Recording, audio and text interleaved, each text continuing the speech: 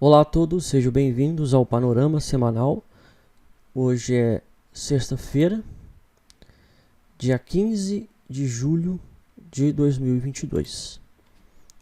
Lembrando que os estudos apresentados não se configuram como recomendações de investimento, mas têm caráter educacional. Tá no nosso Panorama Semanal, a gente vai dar uma olhada, obviamente, no gráfico semanal, mas a gente vai olhar também, pelo menos, os ativos brasileiros no gráfico diário, fazendo essa análise dupla.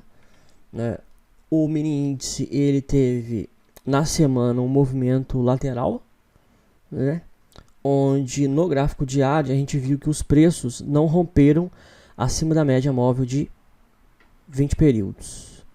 Tá? Com isso, os preços continuaram em tendência de baixa, porque os preços eles se afastam muito da média.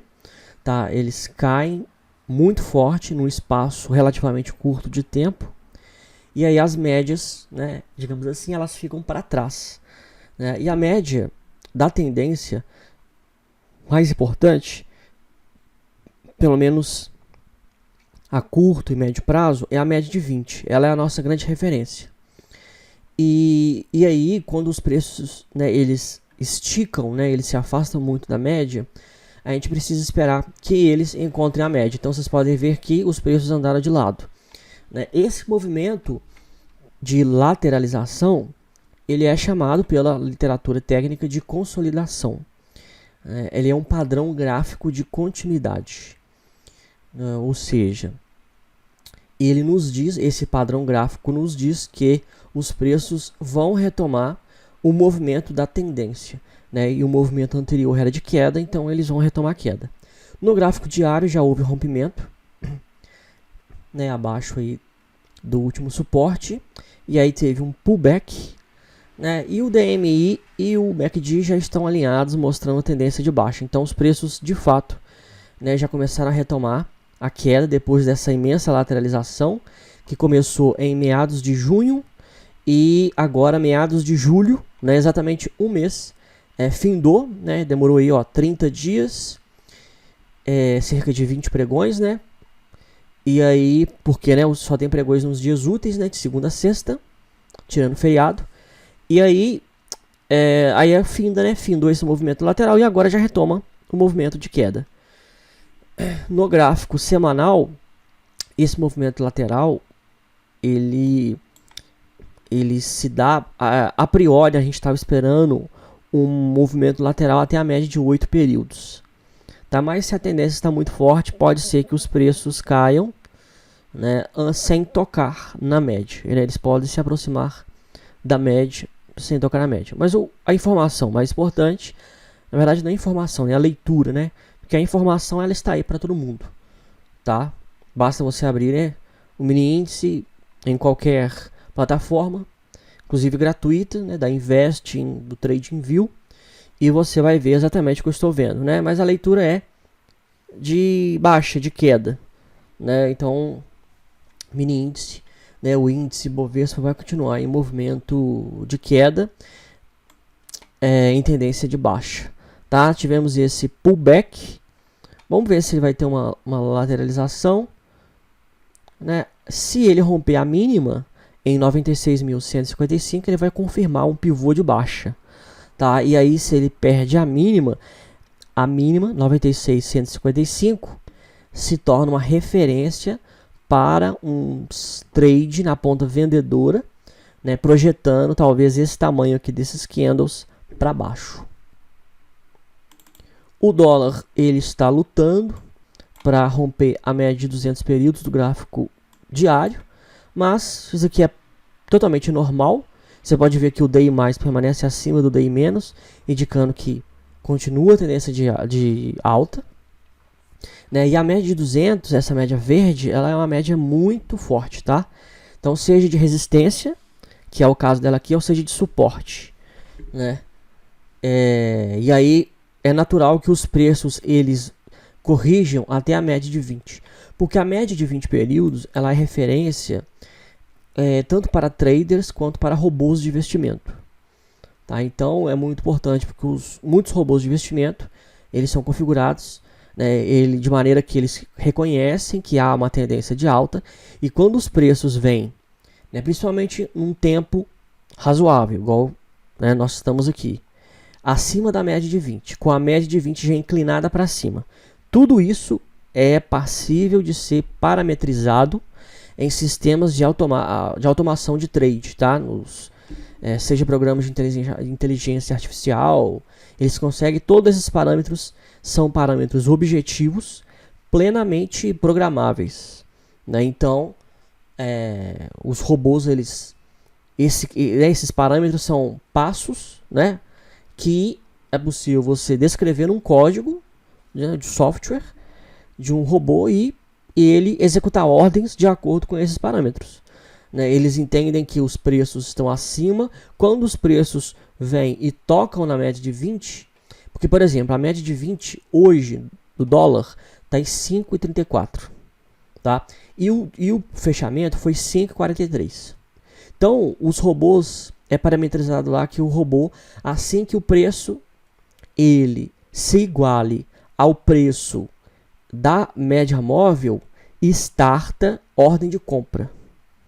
Tá? Por isso que quando os preços vêm na média de 20, entra o volume comprador e os preços voltam, principalmente no contexto de uma tendência de alta, que é o caso do dólar. Então, quando vem, sobe e encontra uma resistência muito forte, é natural também que haja uma pressão vendedora nessa resistência, né? Porque e aí já entram os robôs scalpers, né? Os robôs que tentam ganhar ali com trades de segundos ou de alguns minutos, né? Eles, numa resistência muito forte assim, eles vendem, né? E aí essa leve queda, essa pequena queda já starta já lucro. Você pode ver que a queda ela se deu até a média de 8. Então, assim, facilmente a gente pode interpretar aqui de maneira fácil que o robô que vendeu na média de 200 e comprou na média de 8, né, entrou vendido aqui e recomprou aqui, né, ele ganhou aí, ó, né, ele ganhou relativamente dinheiro. E aí, ó, você pode ver que houve uma oscilação. Então, muitas ordens, muitos trades dessa natureza, com esses parâmetros, né, foram executados aqui e possivelmente vão sendo executados até que a média de 20 chegue no preço e o volume comprador que a média de 20 vai proporcionar vai ser de maneira tão relevante que essa resistência vai ser rompida, tá? E aí, uma vez que ela é rompida, os robôs já entendem que houve esse rompimento e tal, e aí a pressão compradora já começa muito, e aí o potencial de alta ele já se torna grande, né? Os preços eles vão ter uma performance de alta maior depois que romper com êxito essa resistência de 200. Então é isso, tá? Porque o mercado, principalmente mini dólar e mini índice, principalmente mini contratos futuros, que é o que a gente está analisando aqui. Aqui a gente está olhando mini contratos futuros de dólar, né? Mini contratos é um terreno de robôs, tá? Então, assim, você tem que ter uma certa noção de como que isso funciona, e aí para você entender essa dinâmica dessa volatilidade, né? Ou seja, dessa oscilação muito grande em determinadas janelas de preço, né? Porque se você não consegue, às vezes, fazer essa leitura, tentando entender como que os robôs operam, você não vai conseguir entender por que os preços seguraram aqui e o DI mais está acima do DI menos, os indicadores estão todos alinhados em tendência de alta e o dólar não consegue romper 5,48. Ele não consegue, né? Ele chegou a bater 5,50, mas voltou, mas por conta dessa dinâmica. Mas a tendência permanece aí firme e forte, tá? E aí, vamos aqui dentro da carteira dentro da carteira, né, das ações do índice Bovespa e do índice Small Caps. A gente vai analisar aqui agora, como a gente está analisando, né, o semanal, vamos analisar as 3 ações que mais caíram ao longo dessa semana e as 3 ações que mais subiram, tá?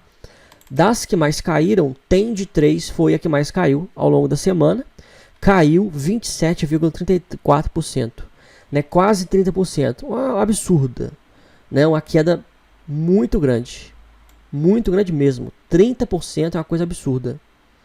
né? E aí caiu. E aí o que aconteceu? Qual que é a leitura que a gente faz? A gente bate o olho aqui, ó, no semanal, na direita. Os preços se aproximaram da média de 20 e entrou força vendedora. E aí estão retomando a queda. Rompendo aqui embaixo, ó, 3,71, vai confirmar um novo pivô de baixa. E aí a queda vai ser monstruosa. Tá? Então assim, foi uma retomada da tendência de baixa. Se na semana passada, e aí para você ver, né, na semana passada ele subiu, vamos ver aqui, subiu na semana passada 44,14%, quase 50%, 44%, uma coisa absurda, subiu na semana passada. E aí essa semana ele já devolve 27%. Tá? E aí qual a leitura importante? Subiu 44% na semana passada. Tá? Essa semana caiu, o que é normal, porque depois de uma alta expressiva tem que haver uma correção. Essa correção ela se dá também por conta dos lucros realizados. Tá? Então tem muita gente que comprou aqui embaixo em R$4, R$3,90, R$3,70, comprou. E aí subiu 40%, o camarada está ganhando 40% num trade, né? Se o cara colocou aqui, ó, R$100 mil, só em uma semana ele ganhou R$40 mil, só em uma semana, tá? Então assim, obviamente ele vai realizar o lucro dele, ele vai querer colocar esse lucro no bolso, né? Aí é normal que caia, só que tem um detalhe, a queda ela tem que ser menor do que a alta, então tem que ter subido mais na semana passada do que caído nessa semana. E a nossa referência é essa média de 20 do gráfico diário. Então os preços deveriam ter parado de cair aqui, ó, em R$ 4,48 e voltado a subir. E não foi isso que aconteceu. Os preços caíram abaixo e se encontram em R$ 4,20. O que isso nos diz? Né? O que o gráfico diz? Porque o gráfico ele mostra o comportamento dos investidores. Isso nos diz que o mercado, essa alta não foi devido a alguma valorização expressiva na empresa, tá? Por alguma questão de lucro, dividendo, isenção de alguma tarifa, algum imposto do setor, alguma coisa benéfica. Não foi, porque o mercado ele não está vendo alguma coisa positiva na empresa. Porque se fosse a queda, como eu disse, tem que ser menor, né? E aí os preços eles já fazem correção na média de 20 e já retomam já alta, tá? Porque o mercado começa a comprar, principalmente aqui, ó, na região de 4, 5 reais, né? Que é onde que está o preço das ações, está muito barato, né? Se a empresa, né, tá né, se ela tem algum fator bom, né, econômico, financeiro para ela, é muito fácil um papel desse preço ter aí um turning order, né, uma virada. Mas não foi o caso, tá? Então o TEN de 3 está sinalizando que está retomando a tendência de baixa. O segundo papel que mais caiu na semana foi OPCT3. Deixa eu ver até que empresa que é essa aqui que eu não conheço. Ocean Pact. E aí, ó, está ele no gráfico semanal. Os preços retomaram a super tendência de baixa. Tá? Aqui no caso é a super tendência. Super tendência porque os preços corrigiram na média de 8 e voltaram a cair com baita candle barra elefante. Inclusive, esse candle é passivo de ser operado, né? Tem setup armado aqui, onde você vende se os preços romperem abaixo da mínima, projetando esse candle para baixo, tá? A projeção desse candle através do Profit Chart se dá aqui, ó, através da ferramenta risco e ganho. A gente pega aqui, ó, na mínima, coloca lá na máxima e vamos fazer a projeção de 100%. Clicamos duas vezes, vamos em propriedades e coloca aqui, ó, linha objetivo 1, linha stop 1, aplicar. Então, esse tamanho, 29%, foi projetado para baixo, 29%. O alvo desse candle barra elefante está na região de R$ 1,18. E o terceiro papel que mais caiu, para a gente fechar aqui os papéis que mais caíram, foi Trade 3. Os papéis aí da Traders Club caíram 19,70%. Né? Nós já estávamos aí, ó, com o alvo de Fibonacci em 3,16. Né? A queda está corroborando aí, ó, o nosso alvo de Fibonacci em 3,16. A gente traçou esse alvo depois desse candle barra elefante aqui, ó, da semana retrasada. A semana passada foi um gift. Eu falei, ó, isso daqui é um gift. Isso daqui é um candle de pullback, tá? Se você não sabe o que é isso, faça o meu curso Fundamentos de Análise Técnica que eu explico sobre isso, tá? Mas aí foi um pullback e aí já está retomando a queda, né? Com 20% de queda. E é isso aí. Agora, dos papéis que mais subiram, e é interessante que quando a gente tem o mercado, ele está em queda, em bear market, né? Os papéis eles mais caem do que sobem. Né? Então, por exemplo, ó, dos papéis que mais caíram, tem de 3, né, caiu 27%. Dos papéis que mais subiram ao longo da semana, CSED3 foi o que mais subiu e ele subiu 9,55%. Então você pode ver que o papel que mais subiu, ele subiu bem menos do que, ele teve uma variação positiva muito menor do que a maior variação negativa. A maior variação negativa foi quase 30%. A maior variação positiva, que é o que a gente está olhando agora, foi quase 10%. Então, assim, né, 1/3. Né, o mercado ele subiu, ele caiu 2/3 e subiu 1/3. Né? Na verdade, ele caiu 2 vezes mais. Né? O potencial, a força vendedora nessa semana, de uma maneira assim, a grosso modo, de uma maneira geral, foi 2 vezes mais. Então, o mercado ele está 2 vezes mais vendido. Então, assim, simplificando a situação, para cada 3 traders, 3 investidores que estão operando no mercado, 2 estão vendendo e 1 está comprando.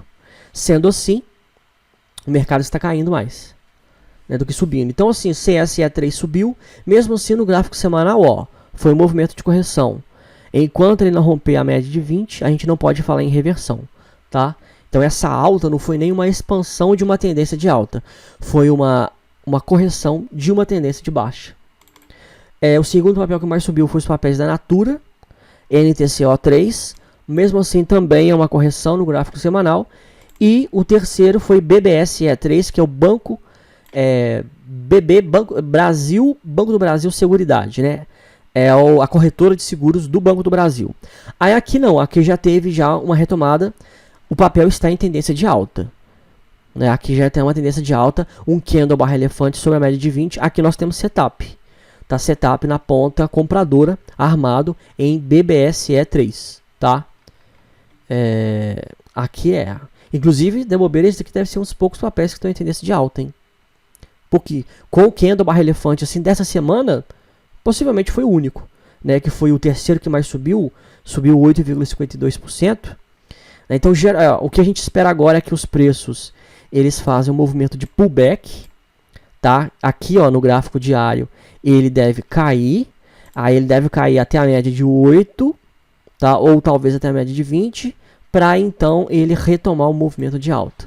E aí nessa retomada da alta é um local mais seguro, mas corre risco também dos preços não fazerem pullback, tá? Se a alta está tão expressiva, se está subindo tanto, pode haver aqui um rompimento já dessa máxima, né, aqui na região de 27,86, com projeção desse candle para cima, né? Aqui a projeção do candle para cima já vai ser na casa, a projeção de 100%, tá?